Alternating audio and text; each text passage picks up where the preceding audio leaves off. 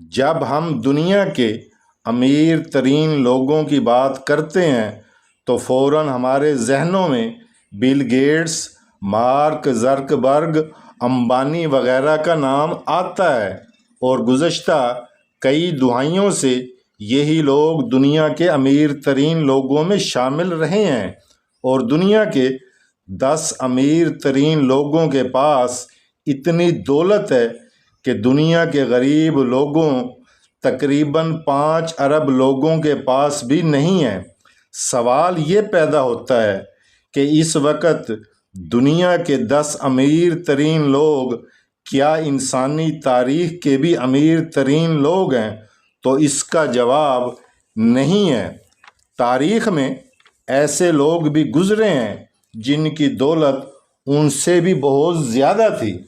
ان میں ایک اسلامی ملک کا بادشاہ تھا جس کے پیچھے نہ تو فیس بک، نہ ایمیزون اور نہ ہی علی بابا جیسی پوری دنیا میں کاروبار کرتی ہوئی کوئی کمپنی تھی۔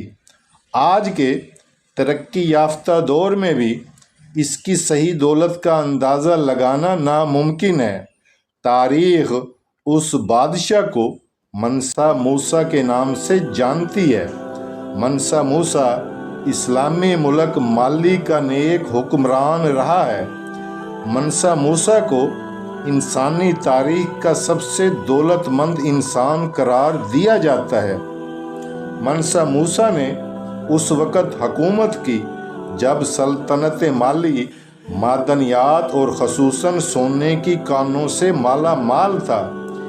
یہی وقت تھا جب دنیا میں سونے کی مانگ اپنے پورے عروج پر تھی۔ منسا موسیٰ کے دور میں اس کے عوام بہت خوشحال تھے۔ آج کے جدید دور میں صرف اندازے کے مطابق منسا موسیٰ کی دولت تقریباً 400 ارب ڈالر کے لگ بھگ تھی۔ منسا موسیٰ کا سب سے مشہور واقعہ ان کا حج کرنا ہے۔ یہ حج منسا موسیٰ نے 1324 ہجری میں کیا تھا۔ حج کے سفر میں تقریباً 6500 کلومیٹر کا فاصلہ طے کیا تھا۔ جب لوگ ان سے راستے میں ملنے کے لیے آتے تو ان کے قافلے کو دیکھ کر دنگ رہ جاتے۔ منسا موسیٰ کے قافلے میں تقریباً 60,000 لوگ شامل تھے جو تمام حج کے لیے منسا موسیٰ کے ساتھ تھے، اور ان میں تقریباً 12,000 لوگ صرف منسا موسیٰ کے ذاتی خادم تھے۔ منسا موسیٰ جس گھوڑے پر سوار تھے اس کے آگے 1000 آدمی پیدل چل رہے ہوتے تھے جن کے ہاتھوں میں سونے کی چھڑیاں ہوتی اور بہترین لباس پہننا ہوتا تھا۔ یہ حج کا سفر اتنا مشہور ہوا کہ منسا موسیٰ کی شہرت نہ صرف عربوں میں بلکہ یورپ کے تمام ملکوں تک پھیل گئی۔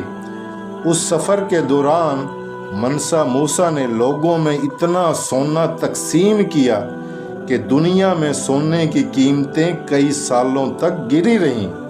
اس سفر میں شامل تقریباً 60,000 لوگوں میں ہر ایک آدمی نے 4 پاؤنڈ سونا اٹھا رکھا تھا۔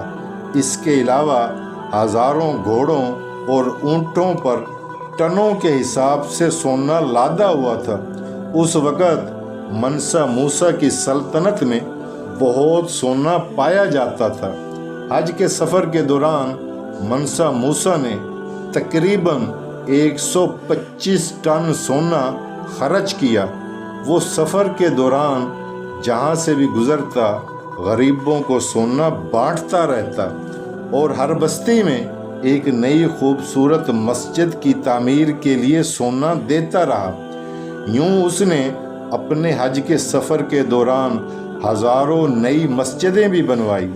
منسا موسیٰ اتنے فراخ دل تھے کہ جب وہ مصر سے گزرے تو انہوں نے مصر میں اتنا سونا لوگوں میں تقسیم کیا کہ مصر میں سونے کی قیمتیں اتنی گر گئیں کہ سونے سے زیادہ کھانے پینے کی چیزوں کی قیمت زیادہ ہو گئی۔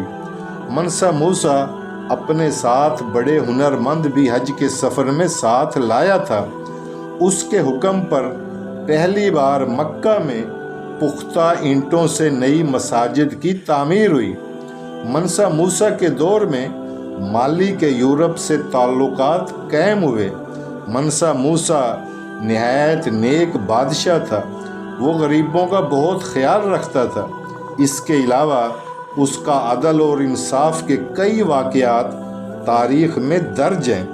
منسا موسیٰ کی وفات کے بعد مالی کی سلطنت کا زوال شروع ہو گیا اور ایک ایک کر کے تمام علاقے ہاتھ سے نکلتے گئے اور تقریباً 1854 میں شہر قاد کے سومائی حکمران نے مالی کی سلطنت کا خاتمہ کر دیا۔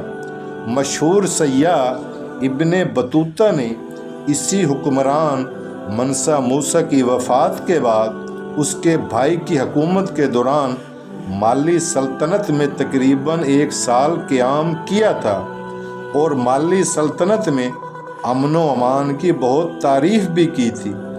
2012 میں ایک ریسرچ سامنے آئی تھی جس میں دنیا کے 25 امیر ترین افراد کے نام آئے تھے۔ ان دنیا کے 25 امیر ترین افراد میں منسا موسیٰ کا نام آج بھی سر فہرست ہے اور ان کے بعد بل گیٹس کا نمبر آتا ہے۔ منسا موسیٰ کے انتقال کے وقت ان کی کل مالیت کا اندازہ تقریباً 400 ارب ڈالر ہے، جس کا آج تک کوئی مقابلہ نہیں۔ منسا موسیٰ کی اس دولت کی سب سے بڑی وجہ یہ تھی کہ اس وقت مالی کی آبادی سے زیادہ دنیا کو نمک اور سونا فراہم کیا کرتا تھا۔